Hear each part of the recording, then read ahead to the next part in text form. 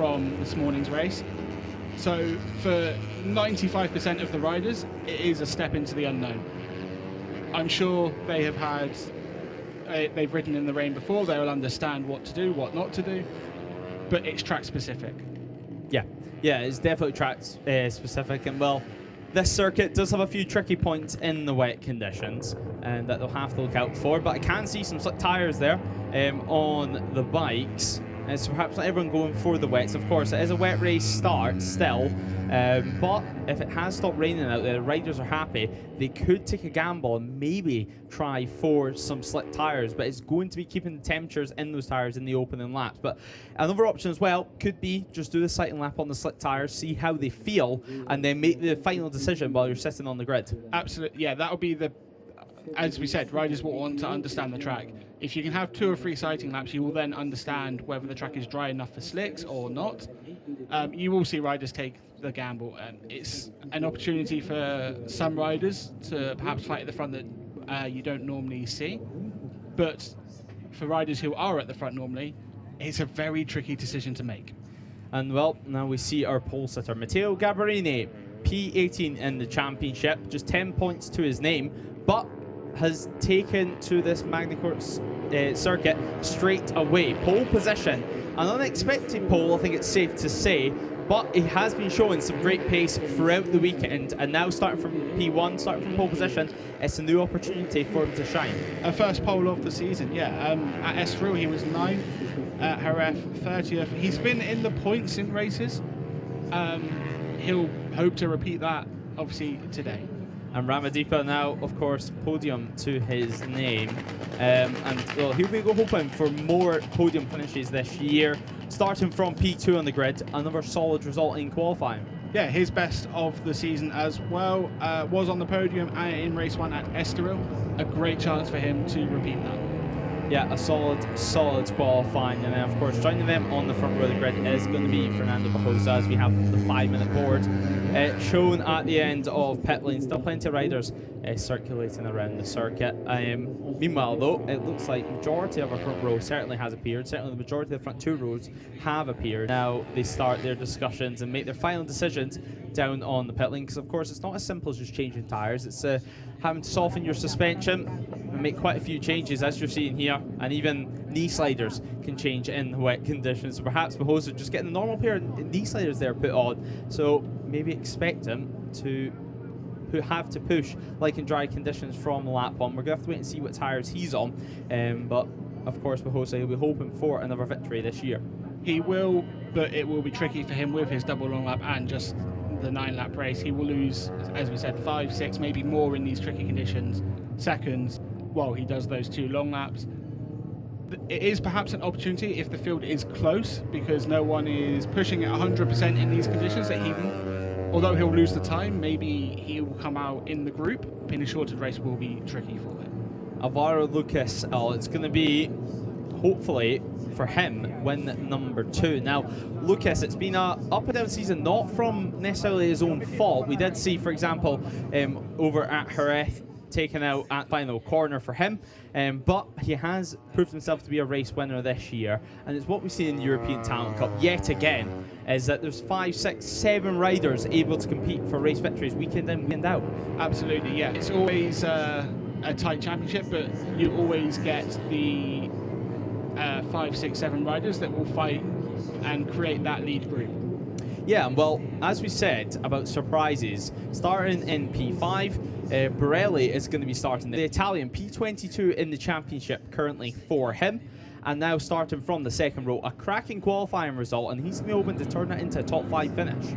He will, yeah. It's his best result in qualifying this season, and as you say, he'll be hoping for a 2nd top 10 of 2025. And the TV as well, a home round for him, Friday, a French round, and it's what we see going to 19, but that was at Le Mans. And with it being a new track, it's something we see just adapt to it straight away. Exactly, and also as a French rider, he's probably ridden here hundreds of times. One of the more famous French circuits, along with Le Mans, obviously. So he'll know the circuit like the back of his hand. And well, starting row 3 of the grid, it is going to be Rostangé. Now, of course, another French rider. tinted visor currently for him on the grid. Some riders still enjoy to use a tinted visor in these conditions. Some riders absolutely despise using a tinted visor. Sometimes, well, we do see yellow visors coming into use. It makes it a little bit easier, but that's usually when conditions are slightly worse than this, when the rain is slightly heavier than this. But really interesting to see there the different options in visibility in their visors. It will come down to rider preference, as you said. Some riders will go for the clear visor, some for the tinted. It will all just be how they feel, basically based on the sighting laps. Yeah, and well, based on the sighting laps, it is going to be their final choice in tyres. Of course, this was declared a wet race start now, and it is going to be a 9-lap shootout for the European Talent Cup. Well, it's going to be one to look out for. It's going to be one to watch. It has been a slight delay, and it's these types of delays where having experience really helps you out, because having experience in these delays keeps you focused, and you know exactly what you need to do and where your mind needs to be. Yeah, for a lot of riders, perhaps it's the first time they've had a delay at the start of a race because of weather, so they'll be maybe questioning what's happening. For others, they may have experienced it before, so they'll be staying calm, staying cool and collected, understanding exactly the process that they need to go through to stay in the zone. Yeah, well, for the Junior GP paddock and for the European Talent Cup class, it's obviously not the first time we've had to deal with tricky conditions, because it seems like the whole weekend, opening weekend in Estoril, was tricky conditions all the way throughout. So I'm sure some of the riders will be trying to use that experience. Of course, Estoril, a different circuit to Magny-Cours, but the overall principle of how you approach these types of races will definitely come into play. It will, yeah. As we mentioned, you want to stay cool, calm, collected. You want to stay in your zone.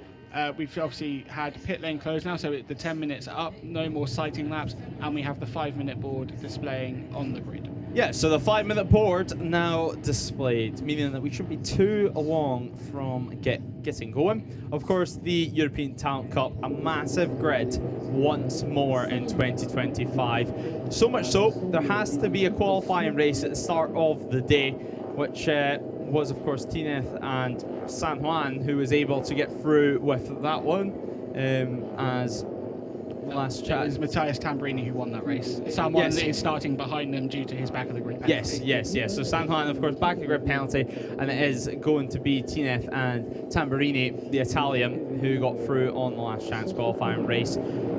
So plenty of penalties as well to get through. We'll get you through them just on the warm-up lap itself. We've mentioned some of the disqualifications and, of course, some of the long laps that have been given. And, of course, some substitute riders for this weekend. But race one, not too far from getting going. Of course, one of the substitutes this weekend being the number 80 of Pedro Matos. As the board still being shown at the front of the field, and then we'll take you through a grid, and then we head on to the warm-up lap. But Gambarini going from pole, can he turn it into victory here at Magny-Cours? We're not going to have to wait too long to find out. There still is some spots of rain on the camera lens, and you can still hear maybe some rain spots landing as well. But the real question is, how heavy is it going to be? Because you do not want to go out there on wet tyres if it is bone dry on the track itself. You don't, because that will... Obviously, the wet tyres are not designed for those conditions. They will not give you the speed or grip you want. You need to make the right tyre choice based on the conditions. But this is a circuit where rain often comes very quickly and disappears quickly and maybe doesn't last long. We're seeing here, it looks like it's drying up, but maybe some parts of the track are still wet. There's still drops on the camera lens. It's going to be a very tough choice. Yeah, and well, as you said, this is one of the circuits in the world where you can have rain in the first sector and it'll be bone dry in the third sector.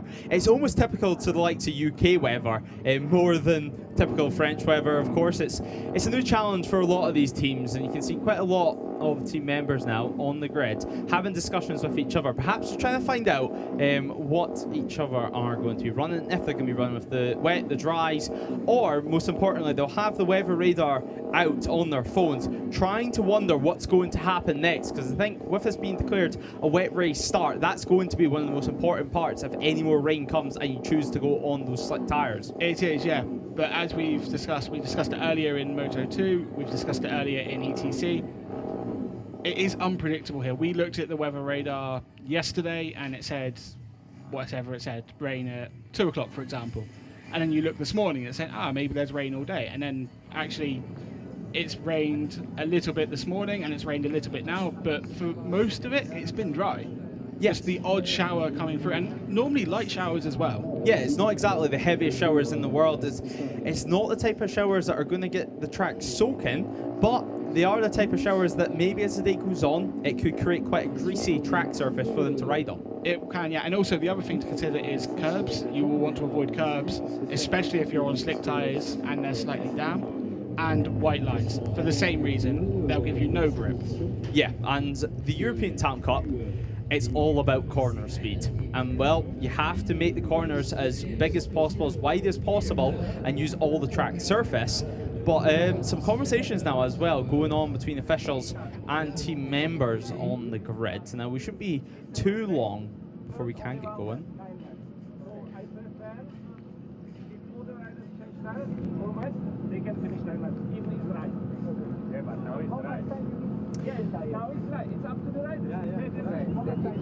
So some conversation now going on in the pit grid about changing tyres, and some discussions if everyone will get the chance to change tyres before race start potentially here.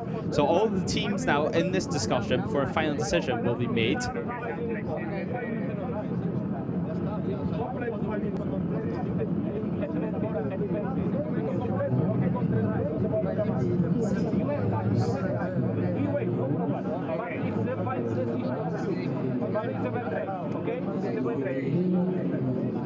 So just trying to listen in there on the grid. It was quite hard to hear quite a lot of what they were saying, but the teams and the officials trying to come to some sort of agreement and conclusion after that talk of the grid, all about changing tyres and all about, of course, trying to keep everyone as safe as possible. It sounded like, and we've got confirmation here, that they have said it will be a wet race, but there was a line in there that said if it's dry, it's up to the rider. So perhaps we will see some differing tyre strategies. If it is dry, I suspect not. And it does, I mean, there were some umbrellas up just now, but it doesn't look like it's raining too heavily at the moment. Yeah, and well, tyres are the only thing that is going to give the rider feedback while they're on the track. So super important, and hopefully everyone's going to make the right decision, because what we don't want to see is maybe one or two riders get it right, or one rider gets it right and then the rest of the field struggling the rest of the way. We want to see a nice, good battle all the way throughout this field, like we've seen so far this year. So hopefully they can make the right decision, not only for the conditions, but also for the rider that's going to be receiving that feedback from the tyres themselves. Exactly. We want them to make the right choice. We want them to have a great race. It looks like that's what we're in store for, but we obviously need to see, when it comes to tyres and the conditions, what we can expect. Well, conditions look about the same as what they were earlier on. Certainly looks a little bit drier than what it was. Still some spots of rain on the camera lines. Whether that's from earlier on or from now is another question. But the officials definitely having a busy time at the moment. Of course, their job just to keep everyone as safe as possible and to make sure that everyone knows exactly what the start procedure is going to be. Exactly, yeah. They need to keep everyone safe, but also explain what the process is. It is a slightly tricky one because we have a wet race, but maybe it's not wet enough for wet tyres. So there's obviously some confusion at the moment about the process. Well, the board being shown once again. So that is going to be confirmation of another 5-minute wait before we can get going, where then, of course, we'll head out on the warm-up lap. Still confirmation, though, of a wet race. So plenty to look out for here in the European Talent Cup. Not too much longer, hopefully, before we can get a race start in. It has been a delayed start, but the riders, they've kept their helmets on, they've sat on the bike, and they've kept calm, as well, watching on in the pit lane. And seeing themselves on the TV screens, a nice little wave to the camera as well. But the grid absolutely jam-packed at the moment. A lot of internal talks, I think it's safe to say, between the teams, and I think it's going to be even some debates within the teams over what's best, because some riders, they like to have that conversation with the team and for their mechanics, their crew chief, to almost recommend them what way to go. Other riders, they like it being all in their own power in these types of situations and for the whole team just to listen to them. Yeah, it's a tricky one because the riders are the only ones who know how, for example, turn 5 feels, or turn 8, or turn 13. The team won't know that. They'll be based on the rider feedback. So in a way, the riders need to make their own decision here, but you also want to do it with the team because maybe they have more experience in this sort of delay in these conditions to make it work for them. The other thing as well, is you mentioned that riders may go different ways compared to their rivals, but also within teams. Maybe one rider in a team goes for wets and another goes for slicks because of how they felt on their warm-up laps. Yeah, and of course, picking those wet tyres, it's going to give you the confidence on the opening couple of laps, especially for touching white lines, touching curbs. It's going to give you that confidence as the 3-minute board is now up and everyone starts to get themselves prepared for lights out. So just 3 minutes to go before we can get started, and well, tension certainly high on the grid. Absolutely, yeah. It's going to be a tense 3 minutes for these riders, just waiting to see what the conditions are going to do. If rain isn't falling, the track will continually dry. It's not as warm as it has been the last couple of days here at Magny-Cours. It's still fairly warm, so the track will dry. But again, they haven't been out on a sighting lap for 10 minutes or so now. The track conditions will have changed in that time. And as we mentioned earlier, they will continually change, either drying or getting wetter. Yeah, the track conditions and, well, the weather conditions are going to be changing as the day goes on. By the time we get to race 2, it could be a completely different story for the European Talent Cup field. But right now, they're faced with a tricky challenge ahead. The grid starts to disperse as, well, that means we are very, very close to lights out. Just a couple of team members remain on the grid to keep to start the bike. First of all, rolling starters for the European Talent Cup machines. So they'll load them up onto the rollers and get them started. And as well, the tyre blankets remaining on just to protect the tyres from any wind and stop any heat escaping the tyre warmers themselves. But the final checks will be done in just a few moments' time. Bikes will be started and we will head out on our warm-up lap. Yeah, and the warm-up lap will be as important as any racing lap because it will be the last chance to get a feel for the track, for how wet it is, for the tyres before you go racing. Yeah, a very, very important warm-up lap, as you said. Gabarini, a super important warm-up lap for him to get his eye into turn 1 specifically, because he's going to be the first rider to see the conditions. He's going to be the first rider to face the corners as he goes from pole position here in the European Talent Cup Race 1. So, as the riders prepare themselves for 9 laps of drama here at Magny-Cours, it is going to be Matteo Gabarini going from pole position alongside Ramadhipa and Bahosa. Alvaro Lucas, Borelli and Nativi go from row 2. Rostangi, Longarella and Gutierrez go from the 3rd row of our European Talent Cup grid. Enriquez starts alongside Perez and Boxberger in row 4, as row 5 will be taken up by Borg, Rodriguez and Galan. Row 6 will have Mariolanda, Krakovil and Karapushin, as Ethan Sparks, Sanchez and Darkengan go from V21, with Almeida, Osorio and Beluzio going from row 8.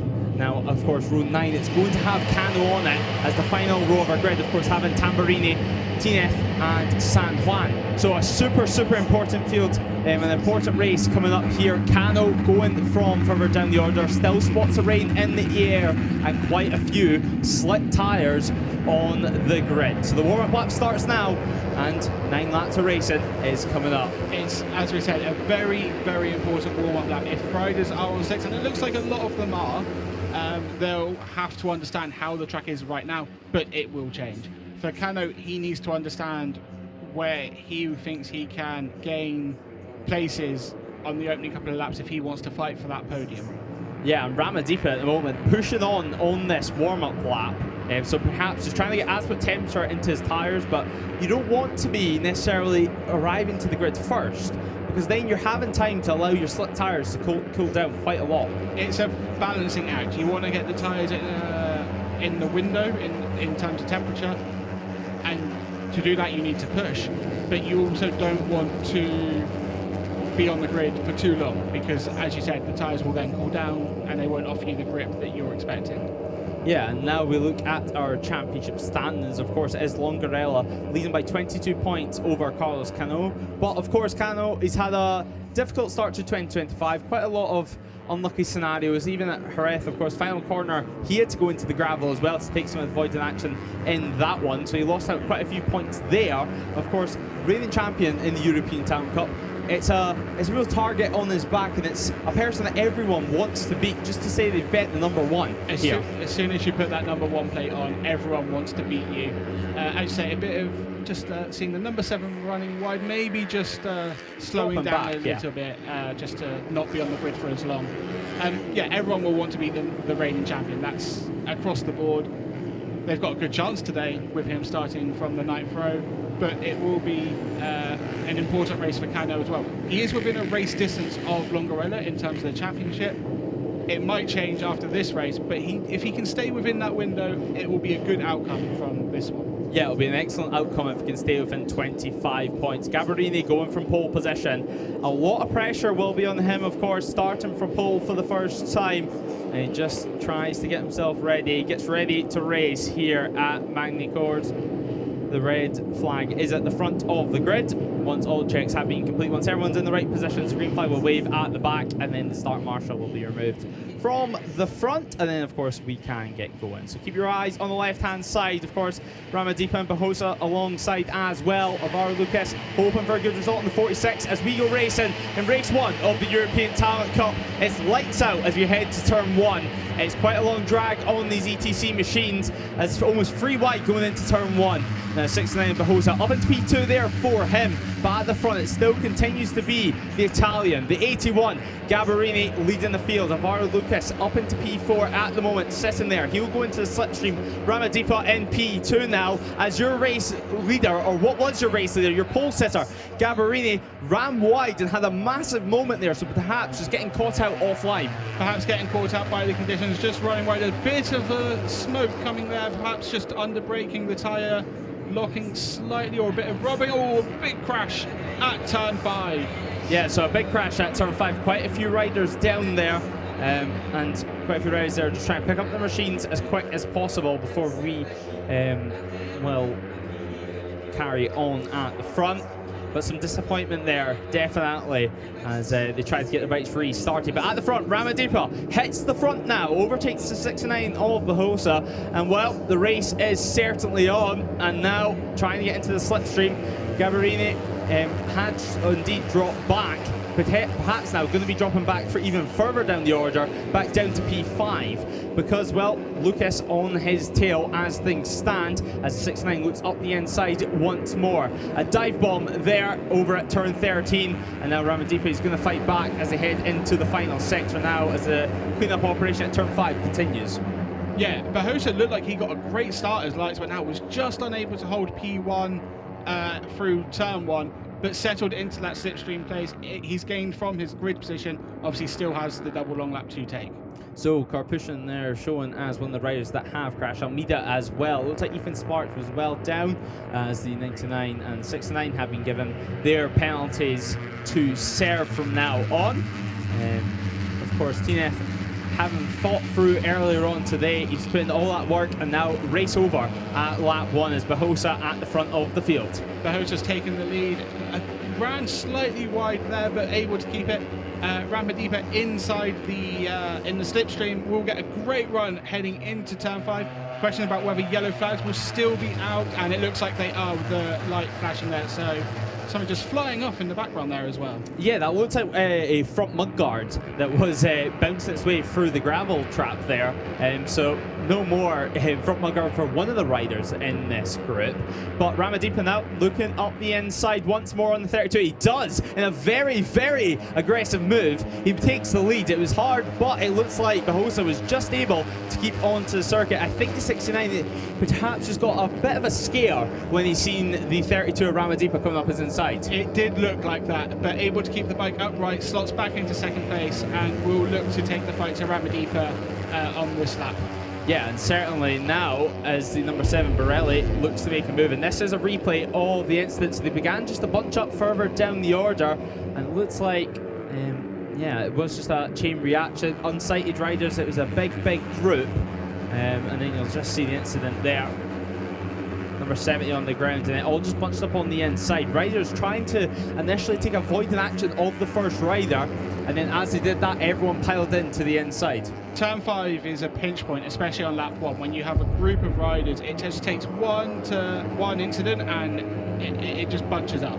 And now, side by side, heading to turn 1. Barbosa's on the outside though, so Ramadhipa holds firm in P1 as we head to turn 1. Now, of course, keep in mind, 2 long lap penalties to serve for Barbosa. That should be around 6 seconds lost, maybe even a little bit more with it being so slippy out there. You don't want to throw it down the road at long lap penalty loop. Absolutely not, and obviously if he goes on the green while he's taking that long lap, he'll then have to do it again, so he has to be very careful.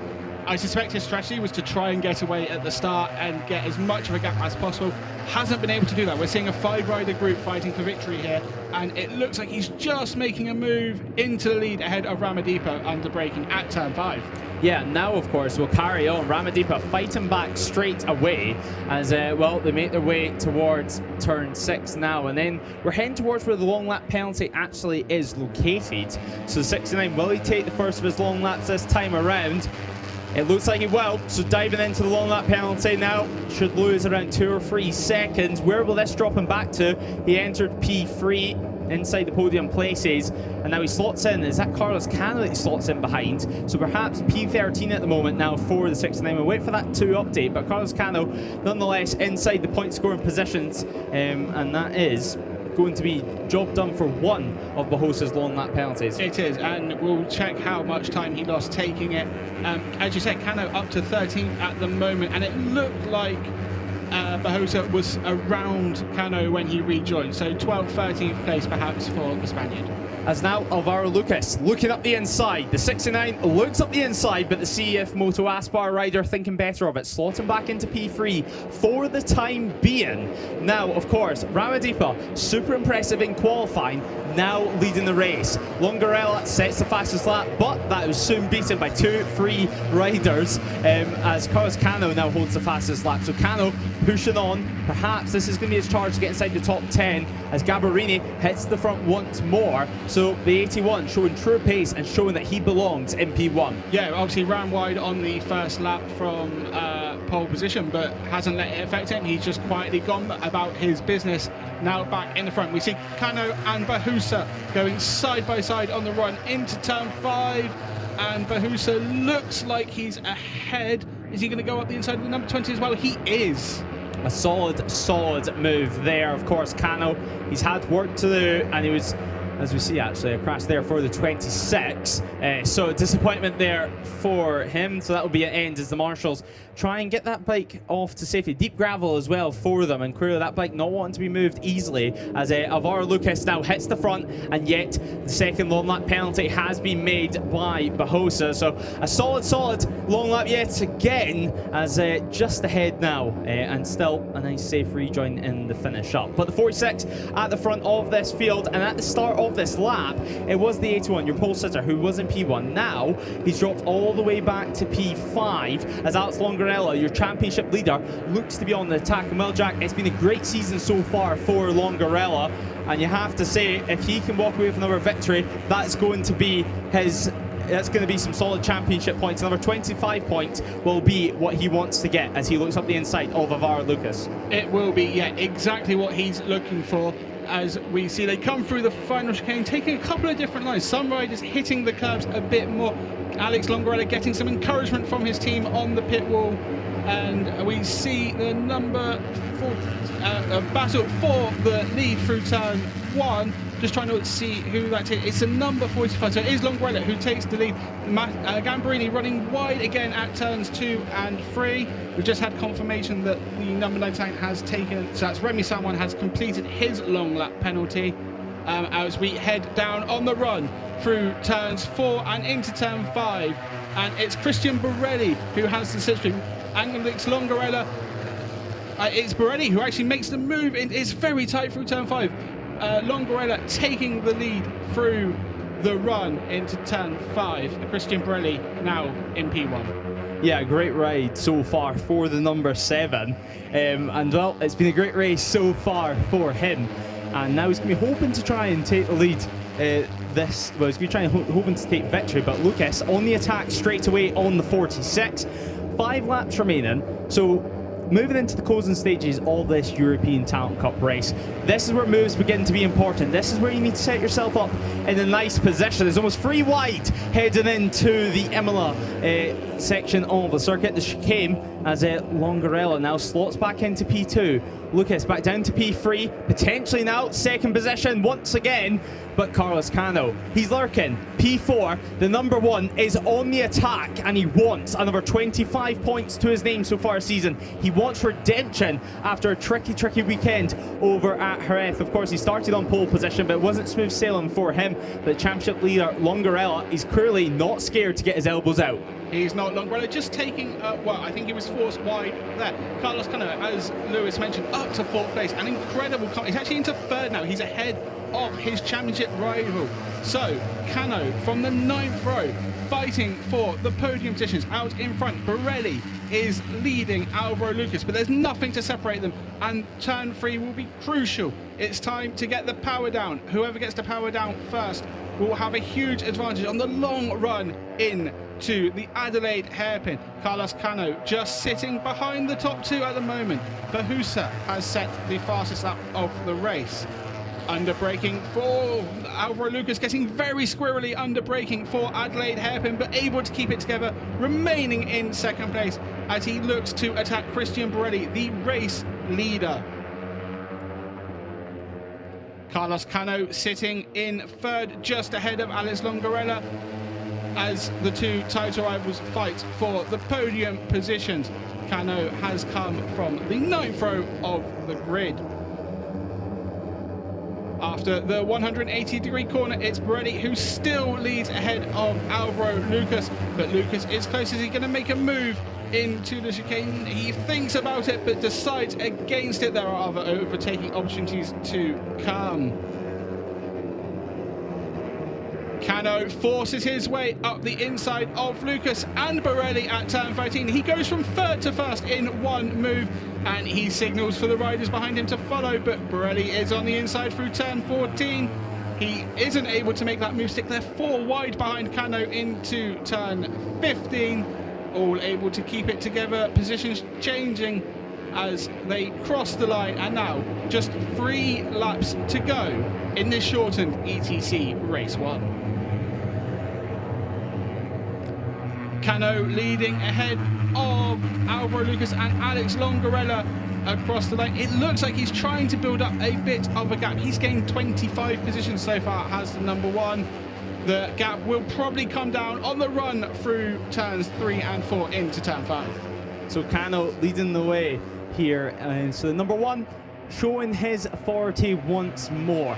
Longarella and Lucas, now they've been on attack from lap 1, and well, you have to wonder, is that just going to be a strategy to try and bunch everyone up once again? Because quite a few riders, they do enjoy a group battle, and they do enjoy being able to get in the mix and allow other riders to trip up each other. They do, and we just see Alex Longarella leading the race. Now he just gets ahead, and Alvaro Lucas passes Cano as well, but Cano's fighting back into the 180-degree corner. Can he do 2 for 1 once again? He can, although it looks, yes, no, he has been able to make it stick. It is a big group fighting for P1 at the moment. Yeah, it's classic European talent.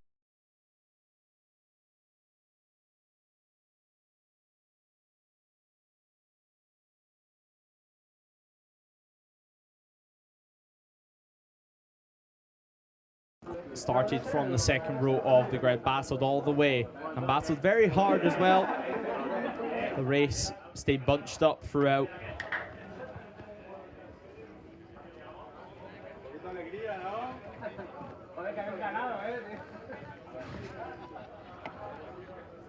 As the shades come off for the celebrations, for the pictures that are now taken. But Park Farmgate, I'm sure that race will be remembered for quite a long time within the junior talent team, because it was a race that many of us will not forget, but that was because of some great battles throughout. This was Ramadhipa hitting the front, but this was Kano's mistake. He saved it briefly before he went back into the middle of the circuit, and it was Longarella who received that impact. But over the line, it was celebrations. He was already celebrating meters before the line. And well, feet off the feet pegs, and the arm punching and waving in the air, as of course for number 7 and P3. But P1 now for the 32. Tears, I'm sure they are tears of joy, as they will have an opportunity in just a few moments' time to celebrate in pit lane. But before, let's hear from him as he speaks to Jack down in Park Fermi. Kiandra, what a race that was. Just talk us through that. Yeah, it's an amazing race for me. I give my best. I just do my best, and I try to be clever in every corner, and I try to make good last lap. I try to manage myself, manage my ego, and this is for Indonesia, for my team, for my family. Thank you so much for all the support. I will keep this momentum for the race too. And just in your native language for your fans back home. Terima kasih semuanya. Alhamdulillah saya mendapat kemenangan di race 1 ini. Saya akan coba lebih lagi di race 2 nanti. Doakan saya semua. Assalamualaikum. Thank you very much. And this was how the race unfolded. It was drama from turn 1. There was overtakes all the way through, and then this accident over at turn 5. It collected quite a few riders as races came to an abrupt end. Confusion, questions about that one, but the race continued at the front. Ramadhipa, he was constantly in the top order, constantly in the podium places, as Bahosa took one of his long lap penalties. He had 2 to serve as Alvaro Lucas was on the attack. On the CF Moto Aspar, Rashim looking down the inside, trying to tug into slipstream as well, but all the top throughout was on Carlos Cano and the moves he was making, and with a few followers as well throughout the race. But Longarella had his stint at the front, with slipstream proven to be crucial yet again in the European Talent Cup. Everything once more went into the closing stages with everything to play for. The moves were being made, the moves were fierce. Hard but fair racing, of course, as expected, as Cano then hit the front. Cano fighting from back down on the grid, started around P26 and now straight away into the fight. Longarella tried to challenge Cano at this stage as he hit the front. Lucas also demoting Cano to 3rd as Cano had a hard moment trying to push on, trying to stay in the podium fight. With yet again classic European talent, clipping handlebars on the straight. As Longarella looked up the inside. Ramadhipa, he sat there, he was safe, he was calm, and he was waiting for the perfect opportunity to strike. The 32 was in hunt of victory this time around, and well, I'm sure he'll be looking to do the same in race 2. He took the lead though at this stage. Cano ran wide, lost the front, went back into the middle of the circuit while saving his crash, and sadly for Cano and Longarella, it ended their race. But for Ramadhipa, it was victory as the podium celebrations begin here in Magny-Cours. Of course, the team member will be on the podium to collect the trophy for the team before the riders make their way out. It will be, of course, first person out being Borelli in P3 before Alvaro Lucas. A lot of point to the sky for him in P2. And then Ramadhipa, P1 now for him. What a result it is for the entire junior talent team. Tricky conditions, a reduced race as well, as the president of the National Speed Commission once again hands out the team podium trophy. Borelli receives his trophy now, and the rain is falling here in Magny-Cours. It could be a different story in race 2 as Alvaro Lucas. Another point to the sky for him as Ramadhipa prepares for his moment in the spotlight. Kiandra Ramadhipa, voilà, vainqueur, le pilote and that is P1. That is victory for Ramadhipa. Et on va écouter l'hymne indonésien.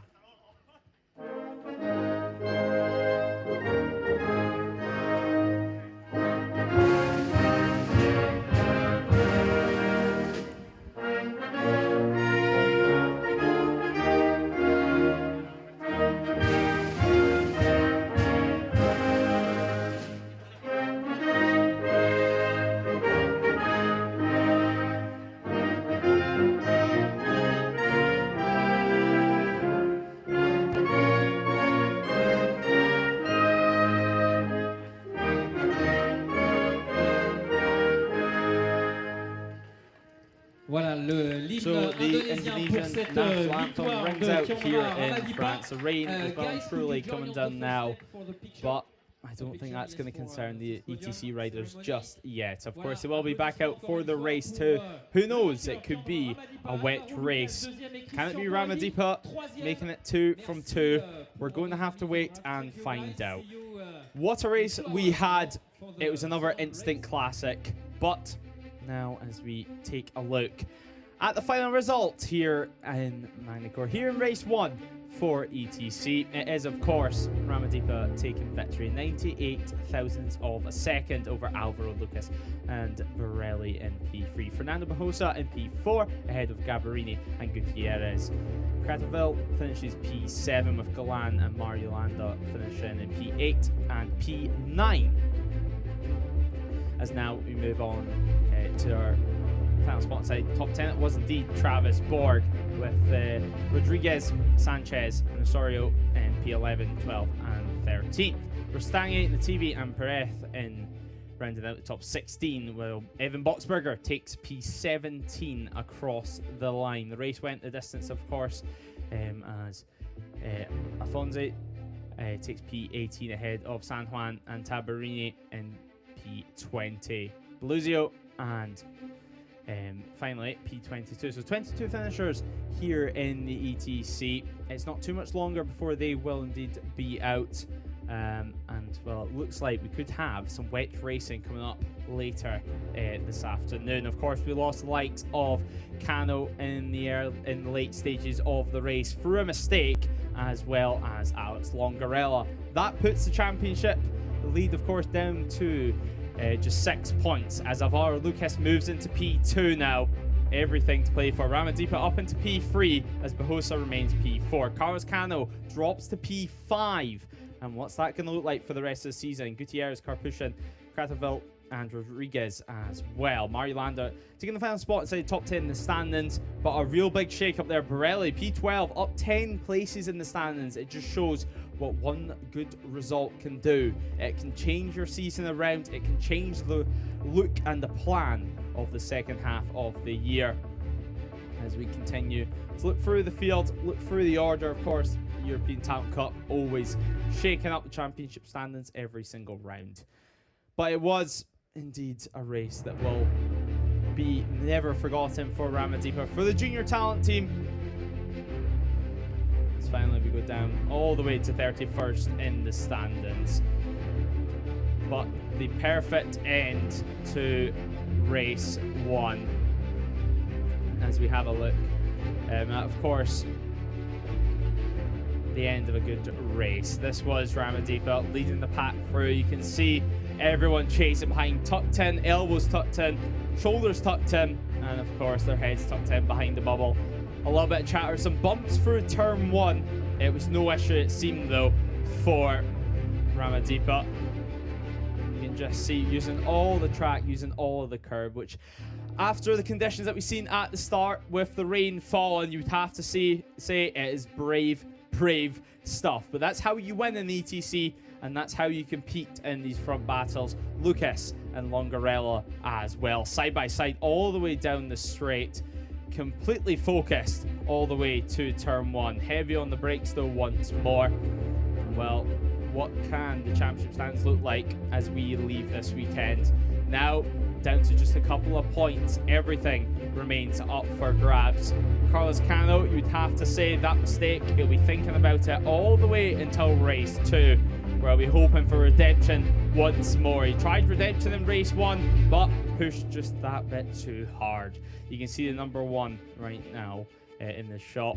He sat P3. He sat within the top couple of positions all the way throughout. It was an impressive ride from start to finish.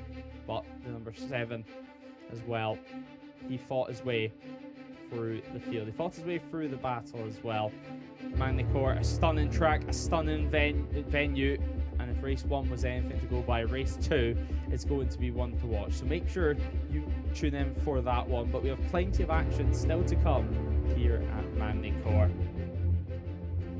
With Cano looking for redemption, as we said, and the championship remaining up for grabs. Is it going to be a title defense in 2025 for the number 1 plated rider who has the target on his back from the start of the year? Well, we're just going to have to wait and find out. Battles continued all the way throughout the order. The 64 just at the back of this pack. Of course, they lost quite a few riders in the opening laps through the turn 5 incident, which caught up quite a few riders, and definitely is just one of those things at a circuit. It's a real pinch point of the track, and Barbosa just pressuring Canada there going down the straight. In classic European Talent Cup fashion, just fighting bar to bar, not giving each other an inch, no matter what. But Lucas, he sat comfortably in P3 from start to finish, and he does finish on the podium, of course.